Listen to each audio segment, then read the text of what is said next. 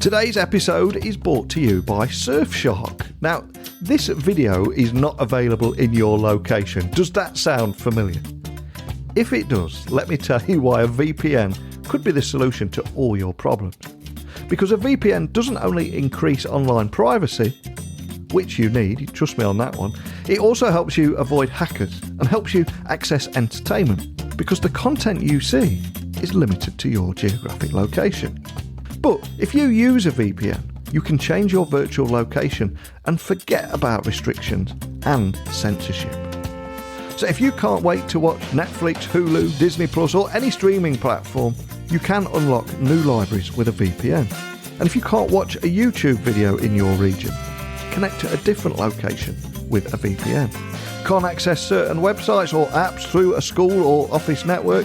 Again, try a VPN.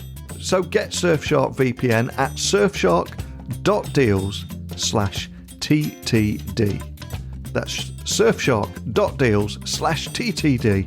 Enter the promo code TTD for 83% off and 3 months free. But now, on with today's show. And before we talk about today's guest, I also want to ask if anyone has purchased a Quest VR or any form of VR headset over the holidays. Because so far I've lost £7 doing VR exercises in everything from boxing, hitting objects with lightsabers and playing the drums. And yes, I did say that out loud. But beyond that, I'm beginning to see more and more hybrid workplace apps such as Meeting VR, Horizon Workrooms, Engage Virtual Communications, Immersed, and Glue in particular seems quite cool too. So if anyone uses any of these out there or has any insights to share, I want to invite you on the podcast. And also, if there is enough of you out there using virtual reality at the moment, maybe we could all gather in one of these virtual spaces and have a bit of a conversation there. And maybe we can all explore that world together. What do you think? Am I crazy? Email me now, techblogwriter@outlook.com, Twitter, LinkedIn, Instagram @Neil C. Hughes. Send me a quick message. I'll happily have a chat with any of you about this. But today, I want to explore how workplace collaboration technology has shifted and grown over the last 2 years. And in doing so, is meeting the needs of a new workforce. And maybe explore what we can anticipate as the next big thing within the industry. And for businesses that are either working fully remote or operating both in-person and online channels, how has this shift to a hybrid model actually impacted the customer experience too? Well, a company called 8x8 is on a mission to help businesses collaborate faster and work smarter, and uniting everything from call centres and voice chat, etc. So I invited James Snaddon from 8x8 onto the podcast to discuss all these trends and much more. So buckle up and hold on tight as I beam your ears all the way to London here in the UK, where Jamie is waiting to speak with us. So a massive warm welcome to the show, Jamie. Can you tell the listeners a little about who you are and what you do? Sure, Neil. So, I'm Jamie Snaddon. I double up here at 8x8 as the Managing Director and the General Counsel for the EMEA region. I joined 8x8 about 5.5 years ago as General Counsel, and then about 1.5 years ago, they very nicely expanded my role. So now I do both the MD function and the GC function. Yeah, 8x8 being a communications company, cloud communications company, that started out in Silicon Valley and branched over to Europe about 5 years ago, and and I've been working since about 1 year after they embarked on the European journey. And we were speaking before we started recording today. I know you've listened to the show in the past, so you must know what's coming next. I'm going to ask you your origin story. Where was your passion for tech? Where did it come from? What lit that spark, and what was it that put you on this path with 8x8 now? Yeah, no, good question. I started out as very traditionally as law school, and then starting out a law firm, and moved back to the UK from Australia, where I'd studied and started my career just after the banking crisis. So I was sent out on secondment very quickly, as I was fairly junior and just through the door. It was a 3-month secondment, working for one customer in that in-house world. And it sort of went from 3 months to a year very quickly, and it was fantastic. I got a taste for working, in a business environment and being part of, of just one client, one customer, and that one journey, rather than sitting outside and just providing legal advice for a multitude of different customers. So it was that was a sort of start, and then over the course of the 10 years, I've moved into various different industries, but. First off, went into the payments industry and started off in the fintech world. And that was a huge eye-opener for me, especially coming from a previous role in the automotive industry. And just seeing how, fast-paced, customer-centric, it was fantastic. I loved it, loved every minute of it. And then about 5 years ago, an opportunity came up to be part of the 8x8 story and really get involved in an industry that was, relatively untapped. Cloud communications was really just kicking off at that time. So it was really, really good to get part of that story at that stage. And like I said, I've been with them for now 5.5 years and seeing it grow. And it's been a hell of a journey with still so much to go. And I think everybody's been on an incredible journey too over the last 2 years. I mean, that path has led you to 8x8. But over the last 2 years, we've gone from remote working at scale and getting through all the teething problems there. Now everyone's talking about hybrid working. And at 8x8, you're known for empowering workforces to connect with individuals and teams so they can collaborate faster and work smarter together. And again, that feels like you guys were almost ahead of your time. But for people listening and hearing about you for the first time, can you expand on how you're using tech to solve problems for your customers and the journey that you guys have been on as well? Yeah, so I mean, for those who are familiar with the phrases, there's a lot of acronyms in our industry, as you know, Neil. Yeah. So I mean, 8x8 it predominantly focuses on what we call the communication software, cloud-based. So UCaaS or CCaaS, so UCaaS being unified communications, CCaaS being the contact center product, and CPaaS, which is our communications platform product as well, all on a subscription basis, cloud-based. And we there's a lot of players in this market now. You've seen how those industries have grown over the course of the last 5 years. But what we're seeing now, is a kind of move away from the traditional jump into this, to moving into the cloud, was always really based around, being able to reduce costs, move away from clanky on-premise machinery that you had to buy and amortize. You could get access to leading edge technology on a subscription basis. So you're always using the most recent, the cutting edge. As these products improved, you were always part of that journey with the customer. You didn't have to wait and then rebuy. And that was really the drive before. And it did save companies lots and lots of money. But as you've seen over the last 1 or 2 years, especially with COVID and the hybrid working, you're now seeing a move or an accelerated move where customers in a variety of industries, are now really accelerating that digital transformation, moving into cloud products, certainly cloud collaboration products and communication products like ours. And the reason being is as you said, you're now having to embrace subjects such as hybrid working, disparate workforces. So, what does that mean for companies like us and how are we helping them? So, you've got customers now of ours who are, who have got workforces which are now spread all over the country, sometimes internationally, different time zones. You haven't got the benefit of them all being in one place at one time, and they need technology that's going to be able to link their customer facing staff to their back office staff, where they can interact with each other over a range of different mediums quickly in real time with access to data. And that's exactly where 8x8 comes in. That's where our products, where we're seeing what we call our XCaaS product. This is where you're bringing that customer experience across both the unified communications piece and the contact center piece. And they're all coming together to be able to provide a single platform and a single experience to our customers, so they can, move with the trends of a disparate workforce and a demanding customer base very, very quickly. And one of the things that really stands out for me is these traditionally in-person industries that are now embracing hybrid work on a large scale, and they're going to continue to do so. And that is going to cause so many big changes, both with technology and the workplace. So I'm curious, over the last 1 to 2 years, have you seen that workplace collaboration technology shift and grow to meet the needs of this new workforce? Because I would imagine there's been a huge change going on.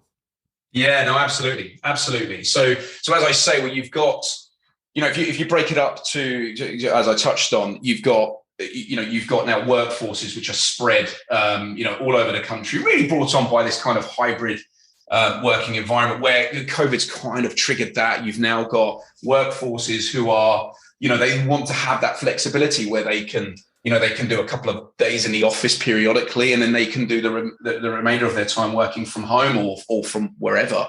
You're seeing that being driven by big migration pushes. I mean, it's all over the news, the amount of young professionals who are now leaving London and taking, more lifestyle choices, living by the beach or or in the countryside. And you're seeing like customers embrace this as well. What they're using this as an opportunity to really grow their talent pool.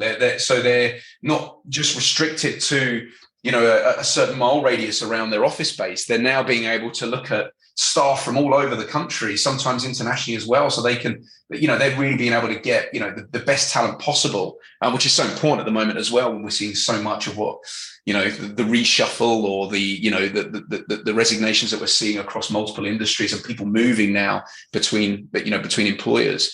So so you've got that from a customer perspective. You've got this need now to kind of knit together all these different employees from around the organization, from different locations. Added to which, you've now got a very different approach that customers are taking with their suppliers. So certainly from our customer facing customers, you've got their customers are now being much more demanding in the means in which they communicate with their suppliers. They want to be able to communicate them across a range of different mediums, sometimes on the phone, sometimes through WhatsApp, sometimes on a text message. And now the expectation is completely changed as well. No longer does an individual who's ringing up and or communicating with their supplier, they don't want to be told, "Oh, leave it with us, we'll come back to you in 24 or 48 hours." They want that answer now. They're much more demanding in how quickly they want resolution. So it's putting a lot of pressure on organizations to be able to have solutions, collaboration solutions that knit their disparate workforces, but also provide them the ability to meet enhanced customer demands. So what we're seeing now is this real move, like I say, to our EGHT solution, these sort of single platform solutions, single vendor as well, where it's much easier for the customer to manage, where they can have all of these different communication tools under one roof, and they're accessible by their staff wherever they are, whenever they are. So you've got receptionists who can then reach out and be able to transfer calls or get the right person on the call within their organization, wherever that receptionist may be. You've got customer service agents who are engaging with a customer in real time, that need to get information from a subject matter expert or access to certain information absolutely at that moment in time, so they can relay that information, solve the issue that the end customer's got, and be able to close that off, and usually within minutes. So that's really where we're seeing it. It's having that customer experience, that cross collaboration, and having these tools available to customers where they can access them quickly, immediately across various locations. And that's certainly where we're seeing the market going now. And over the last couple of years, we've been on that journey. It's gone from remote working to hybrid working. Then we've seen, in some cases, bad cases of intrusive surveillance tools that monitor every mouse move and webcam, etc. And I think there's even a market for new mice that can actually mimic the move and will move every couple of seconds to make it look like you're actually working. And of course, because of that cat and mouse game, that's almost led to the Great Resignation, where talent are looking for flexibility elsewhere. But how do you anticipate that next big thing within the industry? Is there anything that stands out to you?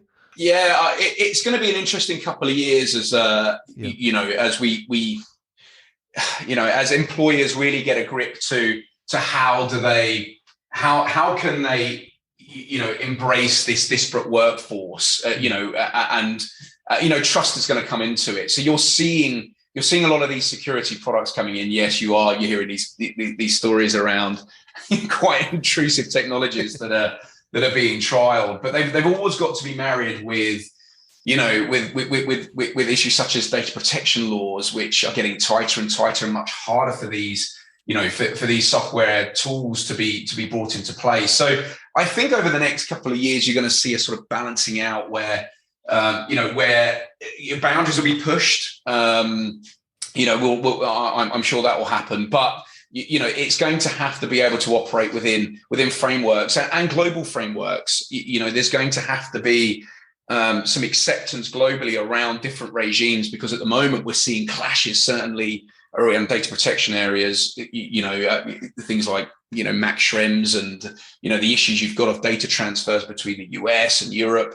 So we've got to get these things ironed out. But once hopefully we get to a position where there's a bit more equilibrium across regulatory regimes, I think that'll drive a lot of this technology as to how far these can go. But a lot of it comes into trust as well, and I think once hybrid working becomes much more mainstream. I mean, we've been doing it for 2 years already, but as it becomes much more mainstream, and employers realize, well, hey, look, my staff are working, we're performing well, and it will cause them to probably think about some of these technologies and do they really need them? Trust is such a powerful tool, and in my experience, if you show it, generally speaking, you'll get it back.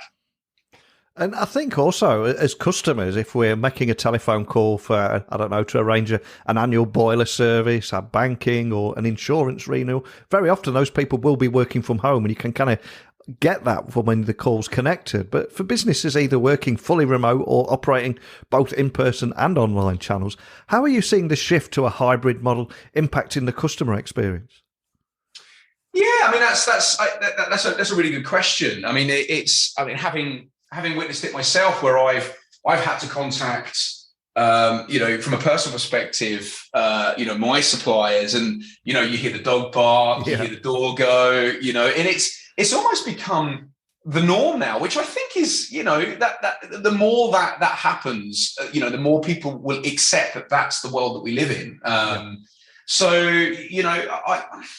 It's something I quite like, actually. I think it normalizes and it humanizes the experience. You end up having much more of a personal interaction with the person you're talking to when rather than it being kind of just sort of vanilla and very basic, when you're hearing that the individual on the other line has actually got a real life doing real things and dog that's barking, it does make that interaction better. And so I think from a customer experience perspective, it has a lot of positives. I completely agree with you. And I think that goes with management teams within an organisation as well. You might have seen someone you thought was arrogant, aloof, or a little bit cold, but then suddenly we were thrust into their living room, seeing how they manage their cats, dogs, and when a kid moves into the mid-meeting. It almost humanises everything, doesn't it? It really does. And however, it's important not to forget the office environment as well. I think it's, there's a lot of benefits from an office environment that you sometimes get forgotten when everything's moving to that hybrid or that work from home structure. I certainly think back to when I was a junior, and just being in a room and listening to the more experienced lawyers and business people around me, and what I absorbed from just being in the room with them, and what I learned, I think is invaluable. And sometimes as good as these communication products are, and I don't want to discount them, the video interaction technology now is fantastic and getting better all the time. But there will always be that place, I think, for that in-office, that in-office experience and the collaboration. And that it's going to be interesting to see how that develops, as these hybrid working environments, as to what does the office space become? Do they become more training and collaboration centers as opposed to the more traditional office style, and how that then interplays with the rest of the working week where everybody is working remote. Yeah, and it's also about recreating those moments of serendipity where you could be at a water cooler, strike up a conversation with a random person in a completely different department, but quickly you find common ground, you've both got the same issue that you might be able to help each other with. There's things like that as well, isn't there? Yeah, there is, and that's where our technology really does help, where you've got, collaboration tools, messaging apps, our meeting apps, the ability to call people quickly. You create, you're doing your best to create that virtual environment where you've got that ability for people to share information and ask for help and get that information back in real time. And it is excellent, and it has helped. And if you look at COVID and the pressures that's put on organizations and how so many companies were able to sort of work through those challenges because technology gave them that flexibility. They gave them that ability to maybe not replicate, that's unfair, but it's the next best thing. It isn't as perfect as that water cooler conversation, but it's the next best thing. And what it's shown us is that we can get through this, and technology can provide you that, that benefit. So yeah, it's going to be interesting as we go, and as the technology develops and it keeps those interactions going, and positive as we sort of navigate through this mismatch of remote against office-based working. But yeah, it's an interesting time, and I think we're still working it through. I don't think all the answers are out yet, even though we're almost 2 years into this COVID journey. 100% with you on that. And I'm curious, from all the conversations you're having with your customers and the things that you're seeing out there, what are the biggest challenges brought on by hybrid working, and what is the main source of those challenges?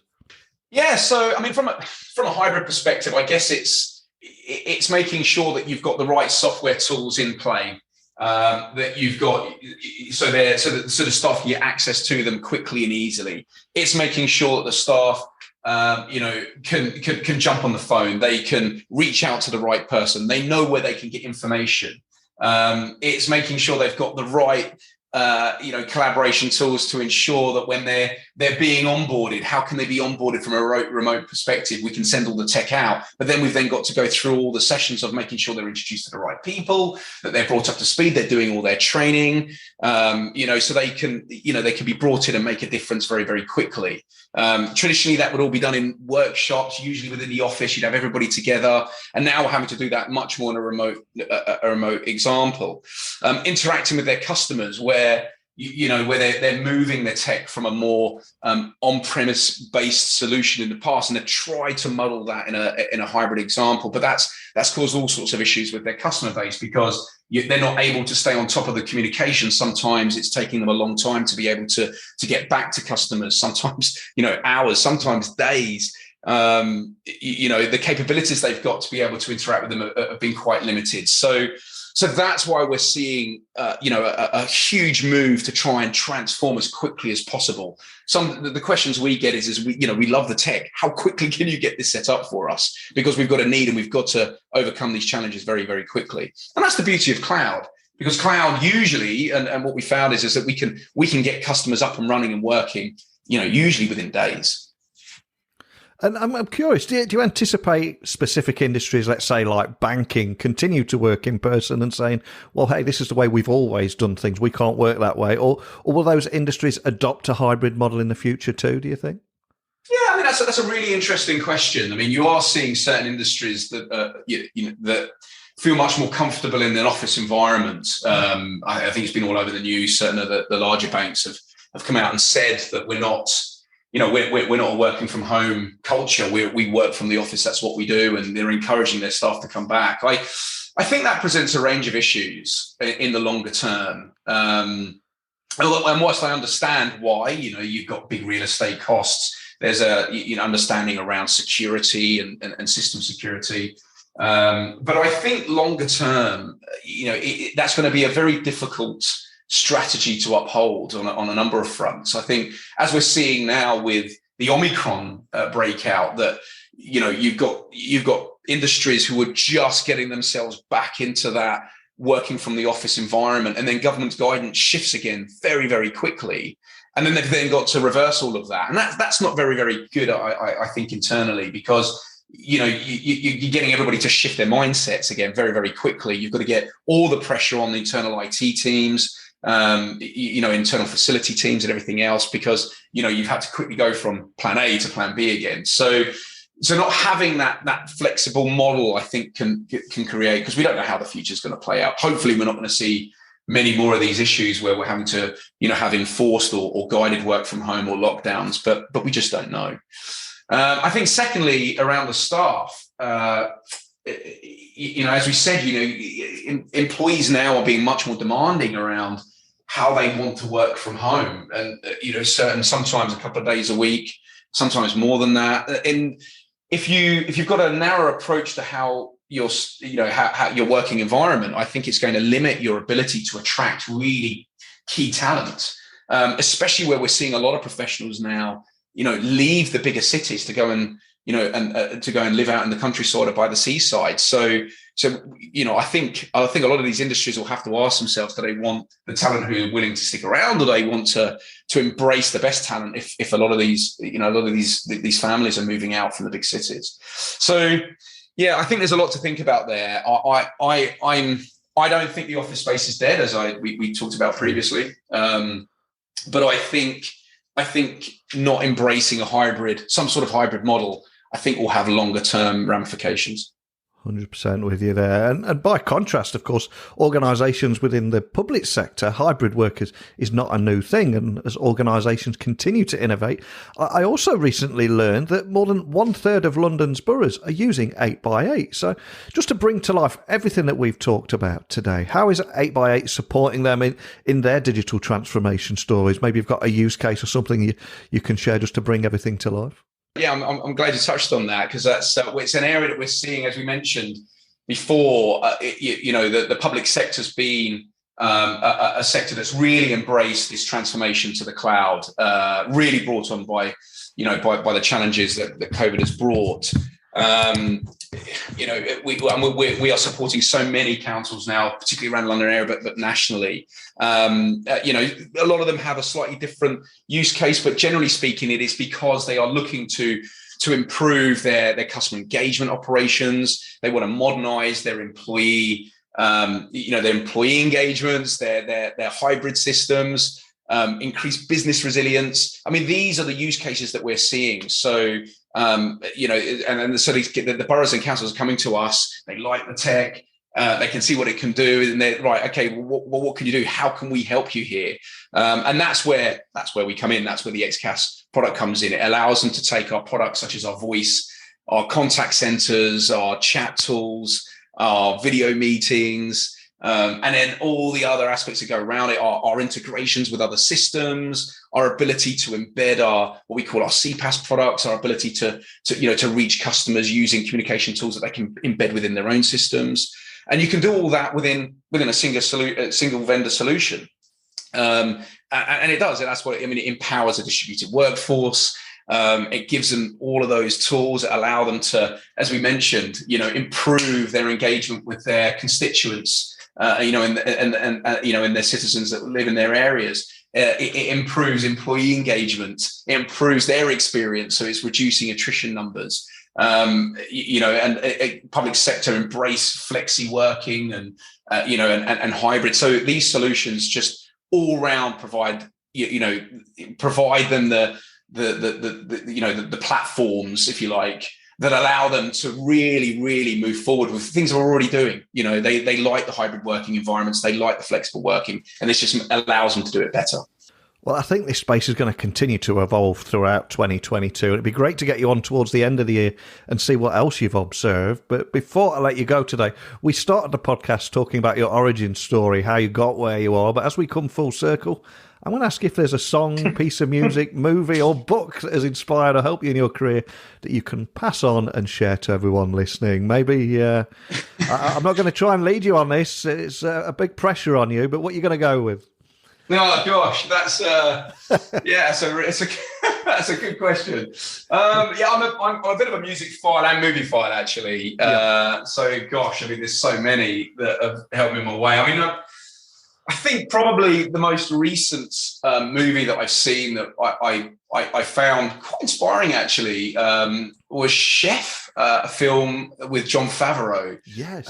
Which, surprise, is about a chef.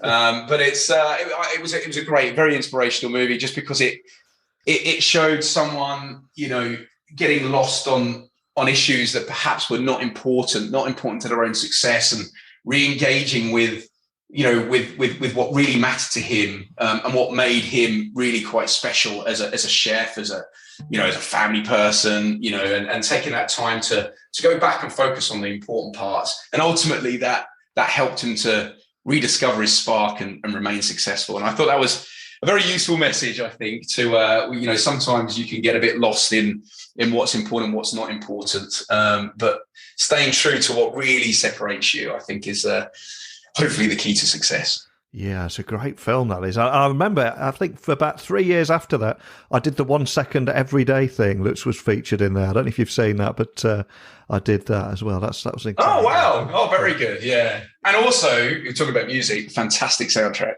Yes. Oh, man. Yeah. I'm trying to pick a few tracks off my head now, but yeah, it was a great soundtrack. And also, there was a very heavy Twitter influence as well, if I remember rightly. Before I let you go, though, for anyone listening wanting to find out more information about 8x8 or contact your team, what's the best starting point?